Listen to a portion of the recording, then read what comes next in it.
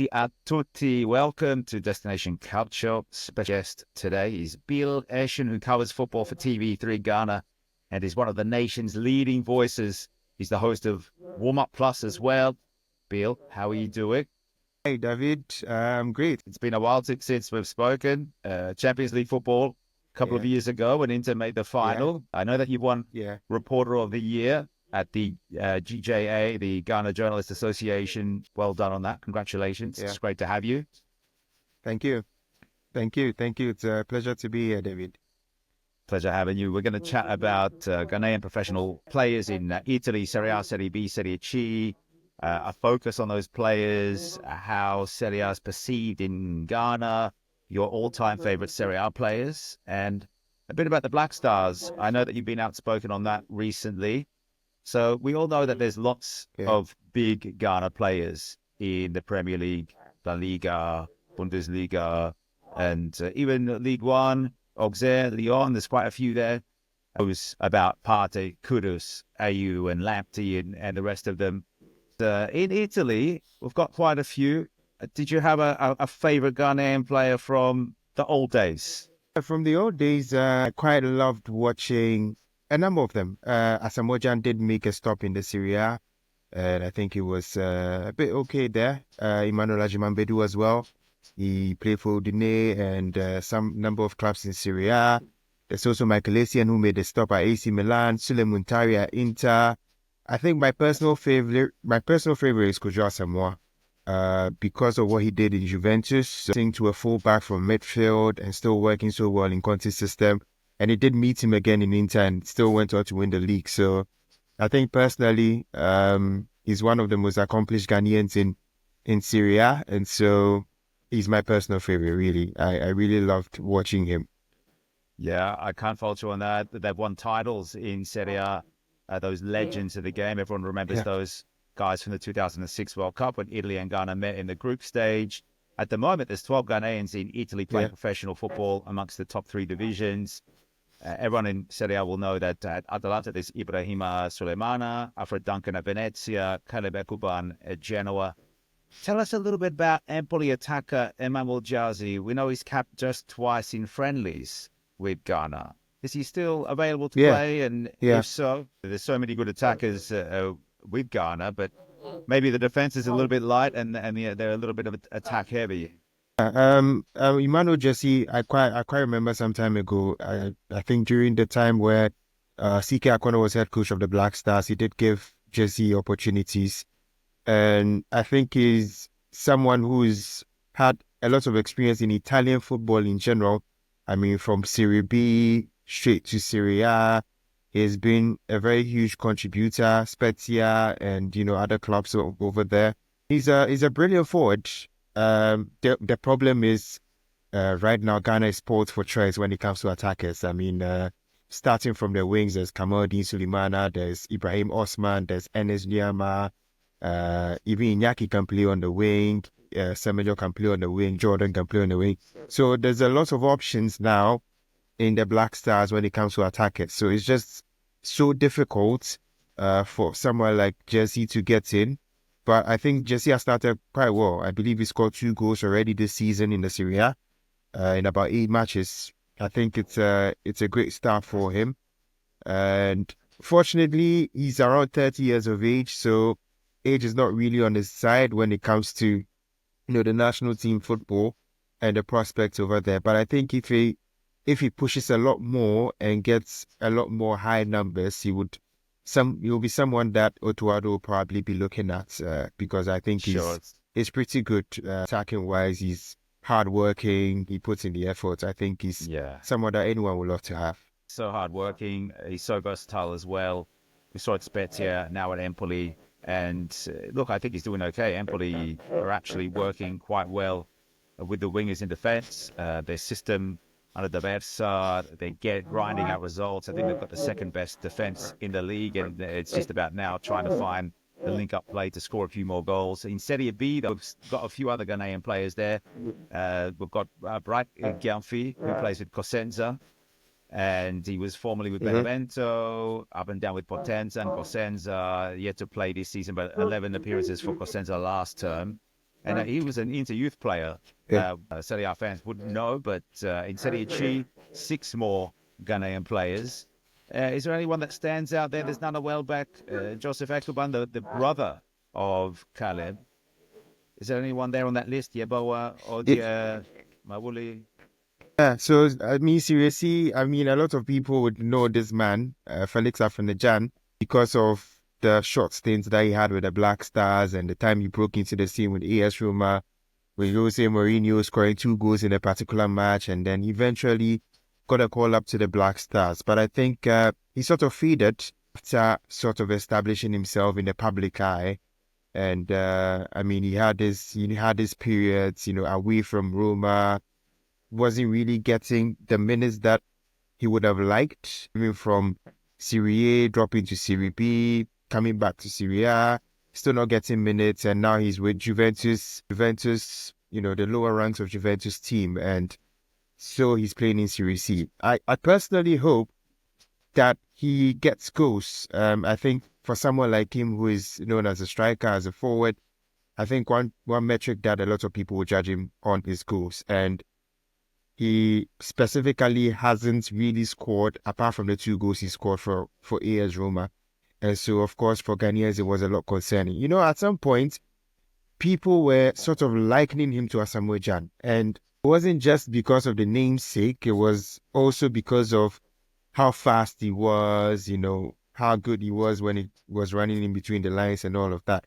So there was that sort of comparison with Asamoah Gyan. Now, I think I've asked a few people, and they sort of feel disappointed with the kind of fall that he's had in his career. But there's still high hopes for him. He's still young. He's in his 20s, early 20s, and he still has potential to improve and to sort of make an impact. And who knows if he can really break into the Juventus smaller ranks and then comes up to the bigger ranks. I think it would be really great for his career. It would be more of a remontada that a lot of people would, sort of like and sort of be able to tell a good story out of. Your way with words. Juventus under-23 player at the moment, scored a wonder goal against Catania last month in Serie C Girone C, which is the southern group of that. Everyone will remember Afenajan from those first couple of seasons, like you said, with Mourinho at Roma, scored that brace against Genoa. Since then was sold to Cremonese, where he declined despite 3 goals in the Coppa Italia. They didn't get any in Serie B or Serie A. But speaking of Serie A, while we're on that point, how is it perceived in Ghana these days? I mean, it's something that people try to watch, especially because of Ibrahim Sulemana, who is more or less becoming sort of a regular in the Black Star squad. I remember he got selected for the World Cup qualifiers against Mali. It brought a lot of interest because people had noticed what he was doing before he even moved back to Atalanta. I think he was, making an impact with his club, scoring about 2 goals during the season. And people sort of thought that he was the perfect defensive midfielder that would help the Black Star setup. And so there's a sort of a magnifying glass on him, especially with him coming into the Black Star squad and, getting call-ups to Otuado's team and recently playing, in the doubleheader against Sudan. And so there is a sort of a good light when it comes to Serie A. Of course, there's that history where people know Asamoah Gyan playing in there, Ajiman Bedu playing in there, Suleim Nutari, Essien, there's that, good history and that good sort of recognition when it comes to Serie A in Ghana. The thing is, we are not seeing as many Serie A players in the Black Stars anymore. So the ones they see, they watch. And right now, the person they really watch is Ibrahim Suleiman. Unfortunately, he battled with injury at the start of the season, also missing out on the Champions League squad. But I mean, now he's back, he's sort of fit, he even played for the Black Stars, and so people would more or less watch him a bit more. But also, Jesse has been someone that people actually know.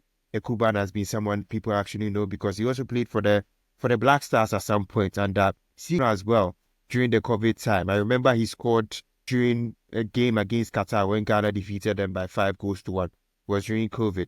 So there's still players that people actually know and like seeing. Even Duncan, who also played for the Black Stars at some point, but unfortunately he retired at an earlier stage that people were sort of surprised to see. There is that viewership, people get to watch, they use the DSTV and then watch as many games as possible, and solely mainly focus on Ibrahim Suleimana, who is now part of the Black Star squad. And Suleimana starting in that central midfield kind of role now, isn't he? There, Ghana failing to win any of their AFCON qualifiers thus far. Suleimana there in midfield, Kudus, Inafi Williams up forwards. The AFCON records, Ghana the third best record behind Cameroon and Egypt, 4-time champion. The last time though in 1982. It's been a while between drinks. Since then they've lost 3 finals, Ghana, so they've come close. 21 AFCONs without success. Yeah. Is it starting to hurt? Gone are the days of Essien and Abidi Pele and Yeboah and all those guys, even the Muntaris and the Asamoah Gyan. What is your overall perception of what's happening? Because Italian fans will know, followers of the Nazionale, they hurt after 2017 when there was that big decline, and you've been so outspoken about the Black Stars. The decline, the poor results, the skill sets of the players, I've noticed. The decline has sort of been showing in the last few years. The last time the Black Stars got to a semi-finals of the AFCON was in 2017. After that, we have really declined when it comes to performances in that stage. In 2019, there was round of 16. 2021, there was group stage exits without winning a game. 2023, another group stage exit without winning a game. And so we are seeing that decline that has happened. I mean, there are lots of factors that are causing it, but I think the one sort of group that people are looking at is the Ghana Football Association. I personally think that they didn't really get their coaching appointments spot on. And, with the right coach, you can get a right system, you can get a right sort of blend of players to perform at the highest level and get results. I think since the sacking of Kwesi Appiah, who unfortunately dealt the damage to the Black Stars recently, has been sort of wrong or basically not the right appointment when it comes to the coaching staff. Miki Akono came in. He had some promise with what he did with Asante Kotoko in the local league, winning the normalization committee competition as well, getting to the CAF Confederations Cup. But he wasn't really getting the results, and they didn't give him as much time to also make his impact. And even at some point, he came out to say that he was being influenced when it comes to selections. And I mean, there was one sort of clear-cut example that was Emmanuel Lomoti. I quite remember a lot of people don't understand why he was getting call-ups, not just call-ups, but starting games when the consensus was he wasn't good enough to even be called up to the Black Stars in the first place. It was a huge episode here in Ghana. After the CK episode, there was Milovan Rajevac, who, of course, he got Ghana to the 2010 World Cup, quarterfinals, but the game had practically left him since then, and he was a totally different person. I think he hadn't caught up to the current trends of football, and so it was quite evident when Ghana failed to win a game at the AFCON 2021. It was a shambolic performance at that AFCON under his watch, and he got sacked. Otto Addo came in. Of course, credit to him, he took Ghana to a World Cup. But then again, Ghana got to the World Cup by getting 2 draws against Nigeria. We didn't win. We drew. The only good thing was we got past them on away goal rules. And so we also saw what happened at the World Cup. Crashed out at the group stage. Otto Addo decided to resign. And then Chris Hughton comes in. I mean, he had a brilliant CV as a Premier League manager with Brighton and all of that. But again, he sort of looked like the game had gone a bit ahead of him, and he wasn't really adjusted to the current trends. And it sort of showed in the performances that we had in the 2023 AFCON. Then Otto Addo comes back, has a sort of backroom staff that people don't really trust, and we are sort of seeing the repercussions. And so people blame coaches and the the coaches aren't doing well, coaches are this, coaches are that. But who appoints the coaches? Is the GFA. The processes they use, questionable. I quite remember they put up a 5-member committee after AFCON 2023 to appoint a new coach. Set up very beautiful criteria. 15 years of experience, which automatically rules Mikel Arteta out as a possible head coach for Ghana. Shocking. But hey, that was their sort of requirements. 15 years experience, a disciplinarian, a winning coach, like a champion. Otuado didn't have that, but they still picked him anyway. And again, they used the committee that had only one technical head in it. So it just felt like a counterproductive process, in my opinion. And so we are sort of seeing the repercussions of all that happening. And now it's sad because Ghana is blessed with a lot of attacking talent. Great attacking talent. Iñaki Williams performing brilliantly at Athletic Bilbao. You're performing so well at Bournemouth. We have Jordan Ayew who recently scored. Kudus, even though he got a red card, recently scored. Ghana has talent, attacking talent, great talent who can actually, cause damage to opponents. But it just feels like they haven't been maximized. Their skill sets haven't been used in the best possible way by the technical team of the Black Stars. And so they're just seeing all that happening. It's like clockwork. And it's now getting to the point where Ghana will not qualify to an AFCON. And that'll be the first time it's happening since 2004. I was a very young kid then. I wasn't even 10 years of age. And so becoming a journalist at this point and not having to experience an AFCON whilst I sort of understand what goes into football, it's damning. It's not something that any journalist will want. It's not something that any fan will want. And I mean, kind of expectations that have been given to Ghanaians is just making it so much worse. That when the Black Stars qualify to an AFCON, automatically they become favourites. But no, the Black Stars have not been favourites since 2017 AFCON. That part is gone. That period is gone. And that is something that I believe the GFA hasn't really communicated well to Ghanaians. And so every single time, a Ghanaian will get angry when the Black Stars draw or lose again. And so I think that the processes haven't been done well. The coaching appointments haven't been done well. The use of the players haven't been done well. And so that is why we are seeing the Black Stars not perform as well as they should.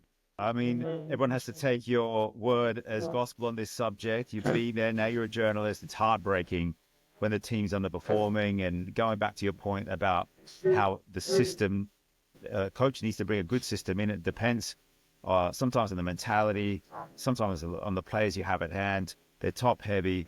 And as you said, the GFA not making the right call or maybe panic calls, just like Italy with Ventura back in 2016. So we've seen it. Italians know the heartbreak, and we can solve you on this. Italy not qualifying for World Cups for the last 2 times, and nothing's guaranteed anymore in international football. Ghana, traditional, big African nation. There's no assurances they're going to be there at AFCON next time.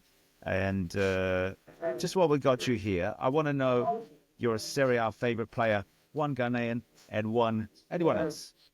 So I'll not start with the Ghanaian. I'll start with anyone else. Paolo Maldini. I think there are a lot of options like Pirlo, like Nesta, even Ronaldinho came in at some point. But I believe, personally, Paolo Maldini, one of the best defenders ever, to convert from a full-back to centre-back and still be that class, I think it's just different level.